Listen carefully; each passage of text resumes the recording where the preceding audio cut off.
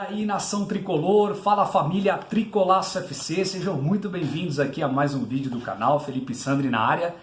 Hoje trazendo aí as últimas informações de bastidores, notícias aí a respeito das movimentações aí por trás dos departamentos do São Paulo, planejamento a partir do ano que vem, enfim, muita coisa aí, muito assunto para a gente debater. E principalmente a preparação do São Paulo para enfrentar o Santos, um jogo daqueles que já dá um arrepio na espinha, né? Só de pensar, São Paulo em clássicos, principalmente fora de casa, tá dando um vexame atrás do outro. E a gente vai jogar com o Santos de Sampaoli, um time muito ofensivo, um time que busca a todo momento o gol, um time com a cara do seu treinador e que está fazendo uma grande temporada, um grande campeonato brasileiro. Enfim, um jogo daqueles para teste para cardíaco, né? Mas antes da gente entrar, enfim, né, no assunto do clássico, do Sansão, queria conversar com vocês a respeito de algumas novidades aqui, algumas notícias. A primeira é, o Raí, como muitos sabem, ele tem um contrato com o São Paulo até dezembro deste ano. E aí já começou aquele movimento, já começou aquele burburinho, aqueles boatos de será que o Raí vai permanecer no ano que vem ou não no São Paulo? Tenho certeza que muitos torcedores aí do lado daí, né, que está vendo aqui hoje o vídeo do Tricolaço, desejam que o Raí não permaneça mais no São Paulo, que ele pegue as suas coisas e vaze do CT da Barra Funda do Morumbi. Eu acho o seguinte, gente, ele tem um contrato até dezembro desse ano e lá nos próprios bastidores há muita divergência do que pode acontecer. Eu acho que assim, se acontecer uma hecatombe, se o São Paulo não conseguir nenhuma pré-Libertadores para o ano que vem, aí não vai ter clima, não vai ter forma, não vai ter milagre que sustente a permanência do Raí à frente da diretoria de futebol de São Paulo. Acho que se o São Paulo se classificar para a pré-Libertadores, e tem um desejo, parece que do Raí, de permanecer no São Paulo, porque ele não quer deixar o São Paulo sem conseguir pelo menos um título, sem conseguir que o time volte a pelo menos ser competitivo, sabe aquela coisa?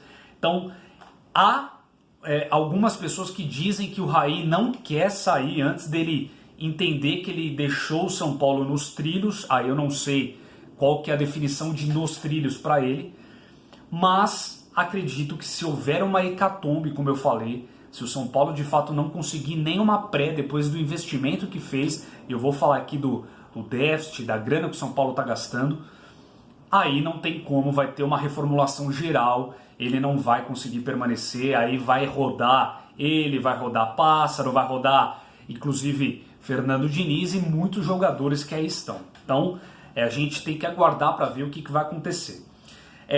Outra informação, São Paulo, os dirigentes ali, né, os principais diretores, gestores das áreas ali do clube do Morumbi, do marketing, da comunicação, das finanças, do futebol, se reuniram no CT da Barra Funda essa semana. Normalmente eles se encontram no Morumbi, mas eles se reuniram no CT porque o Raí foi lá dar aquela cobrança, entre aspas, né, nos atletas do São Paulo, ali conversou com a comissão e aí, para meio que dar um apoio para o Fernando Diniz, eles se reuniram ali mesmo no CT da Barra Funda e já começaram a desenhar o planejamento para o ano de 2020.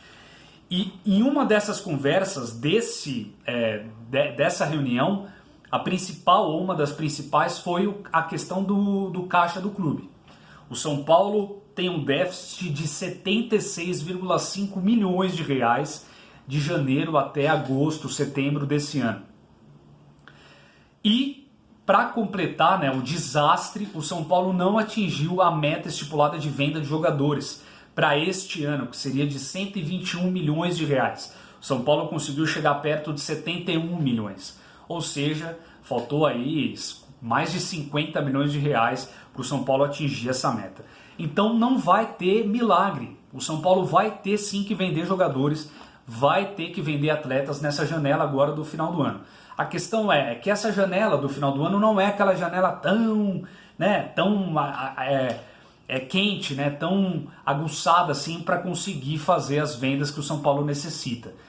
Parece que tem uma costura aí do Lisieiro com o próprio Barcelona, O próprio Antony sempre é um jogador que está na vitrine aí, principalmente disputando, né, seleção sub-23, e já já eu falo do Antony.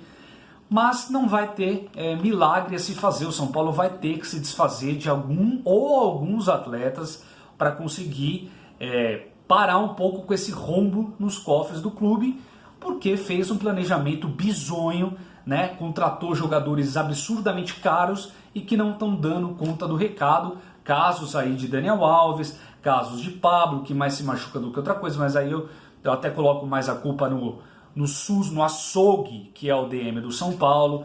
Enfim, é aquele planejamento que a gente já sabe como é que é, né, gente? Aquela falta de visão de futebol, de mercado.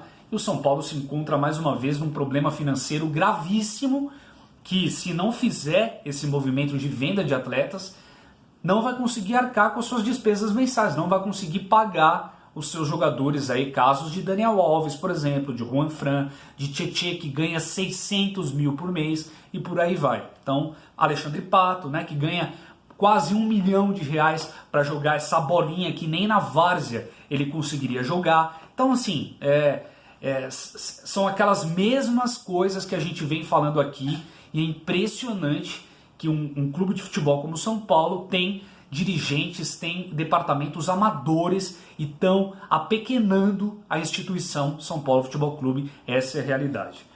Gente, falando de Antony, como eu falei, o Antony foi convocado para a seleção sub-23, ia disputar esse torneiozinho mequetrefe aí de Tenerife com a seleção sub-23, que está se preparando para a Olimpíada do ano que vem, mas ele chegou lá reclamando de dores na coxa esquerda e tal, fizeram um exame e detectaram uma lesão, mais uma lesão de um jogador do São Paulo. E vocês acham quem que é o culpado, gente?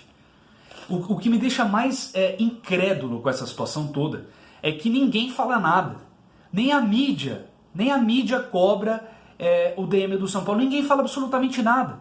E fica do jeito que tá. Os jogadores do São Paulo se tratam num açougue, que é esse DM do São Paulo, com aquele velho daquele José Sanches, doutor José Sanches, que está ali no São Paulo há 1000 anos e é um acomodado que está ali, junto desses caras que devem ser, sei lá, com todo respeito aos estagiários. Mas esses caras não devem manjar absolutamente nada. São uns incapazes, uns incompetentes que estão ali. E o resultado é esse, gente.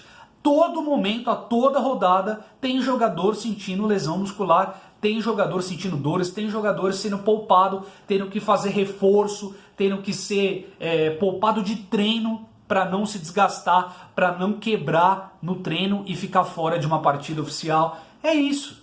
E ninguém fala nada. É impressionante. Até quando esse DM, a gente vai ficar aceitando esse DM do São Paulo destruir os jogadores do São Paulo? É inacreditável o que acontece com o São Paulo. Olha, faz tempo que eu não vejo um time grande assim nessa situação do São Paulo.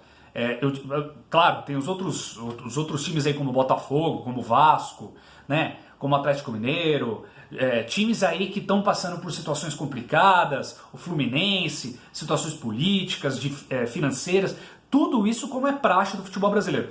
Mas o São Paulo, gigante como olha, fazia tempo que eu não via, viu? Eles estão conseguindo acabar com o São Paulo Futebol Clube, essa é a realidade. E aí, agora o Antony vai voltar, né? Vai voltar essa quinta-feira, já vai voltar para conseguir aí tentar se recuperar, fazer de novo uma recuperação ali nessa fisioterapia, nesse DM ridículo, no açougue do São Paulo. E aí, mais uma vez, fica fora, já ia ficar fora por conta do torneio, e aí vai ficar fora agora por causa de lesão, e aí a gente não sabe quanto tempo, né? É inacreditável que a gente tenha que falar isso de novo, é impressionante. Gente, outra informação que me deixou abismado é que, olha isso, cara, olha que maré que a gente tá, viu, gente, é impressionante. O São Paulo tem menos gols na temporada do que a dupla de atacantes ali, Bruno Henrique e Gabigol, do que a dupla do Flamengo. A dupla do Flamengo tem juntos no ano 68 gols. O São Paulo tem na temporada toda 49 gols. Nós somos o pior ataque dos times da Série A. A gente consegue ser o 20º ataque.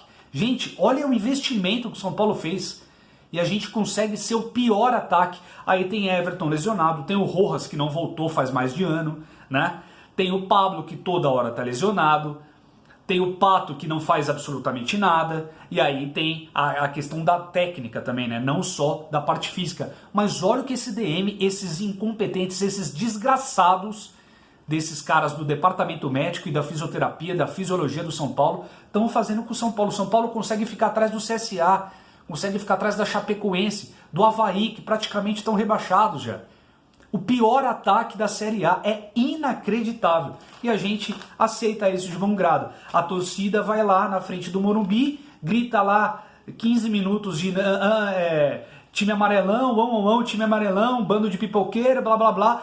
E aí, vale aqui a minha indignação também, né? Muitos torcedores ficaram incrédulos com o xingamento para o Hernanes, né? E aí eu também faço parte desse grupo de não acreditar no que aconteceu, né? Na hora ali eu estava preocupado em fazer a imagem e tal, acabei não falando nada quando eu retratei, né, os protestos no Morumbi ali. Mas, gente, é impressionante a torcida organizada querer falar mal do Hernanes, xingar o Hernanes. O Hernanes salvou a gente em 2017.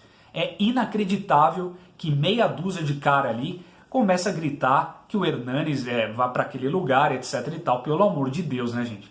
Vamos canalizar o protesto, a crítica, a raiva em quem realmente merece. O Hernanes, por conta desse açougue que é o DM do São Paulo, ele não tem condição física de fazer o que ele quer, o que ele pode fazer, o que ele gostaria de fazer. Essa que é a questão. Não é que o Hernanes não está jogando porque ele não quer jogar, é porque o físico dele não permite, gente. Vamos ter consciência, vamos ter inteligência nesse momento. Vamos ir para cima na jugular de Leco, de Raí, da comissão técnica, desses jogadores que entram em campo e estão com salário em dia e estão com físico bom. Caso de Pato, de Daniel Alves, de outros aí que estão, Tietê, Reinaldo, José. Esses caras que tem que ter cobrança. E não o Profeta, gente. Um ídolo do São Paulo que salvou a gente em 2017. Vamos ter consciência e inteligência, pelo amor de Deus, né? Gente, é isso. Essas são as informações. E agora o São Paulo pega o Santos, uma tabela difícil do São Paulo, né? O São Paulo pega o Santos na Vila Belmiro. Aí na próxima rodada visita o Ceará lá no Castelão. Aí recebe o Vasco no Morumbi. O Vasco fazendo um grande jogo ontem contra o Flamengo. E que jogo bonito, né? É claro que teve falhas de ambos os lados e tal, mas 4-4, aquele placar clássico. Os dois times buscando o jogo. Que legal que é ver isso, né? É isso que a gente quer ver no futebol brasileiro. O Grêmio, aí a gente vai visitar o Grêmio na Arena do Grêmio. O Grêmio aí brigando, né, pelo G4. Para mim já tá no G4 o Grêmio. São Paulo não vai conseguir passar o Grêmio. Internacional no Morumbi, também disputando aí uma vaga na pré-Libertadores, e encerra com o CSA, talvez já rebaixado, lá no Reperé, lá em Alagoas. Então, tarefa não é fácil, e o São Paulo precisa voltar a jogar bola, coisa que já deveria ter feito há muito tempo. Tem condições para tal e não joga, não sei por que motivo. E tá na hora desse time acordar. Então, o time provável, o Fernando Diniz fechou os treinos, né? Não dá para saber, mas uma escalação provável, não é a confirmada, seria de Thiago Volpe no gol, Daniel Alves de novo na lateral direita, Bruno Alves, Arboleda e Reinaldo, Jussilento no meio-campo, Tietê, Igor Gomes. Aí pode ser que o Pato entre no lugar do Antony, porque o Antony está machucado. Valeu açougue, valeu SUS, valeu DM do São Paulo, valeu Sanches, seu desgraçado. E aí Vitor Bueno na esquerda e no comando do ataque ele, o Pablo. Pode ser este o time do São Paulo provável, vamos torcer. Gente, sinceramente, eu acho que se a gente perder de pouco do Santos, tá bom. Essa é a realidade do São Paulo no momento. Gente, obrigado pela audiência, eu volto no nosso pós-jogo tradicional e aguardo aí os comentários de vocês e também a participação de todos, tá bom? Lembrando, aqui são 3 cores, mas somente um único sentimento. Tamo junto, bom feriado a todos e a gente se vê aí sabadão depois do pós-jogo, tá bom? Grande abraço, vamos São Paulo!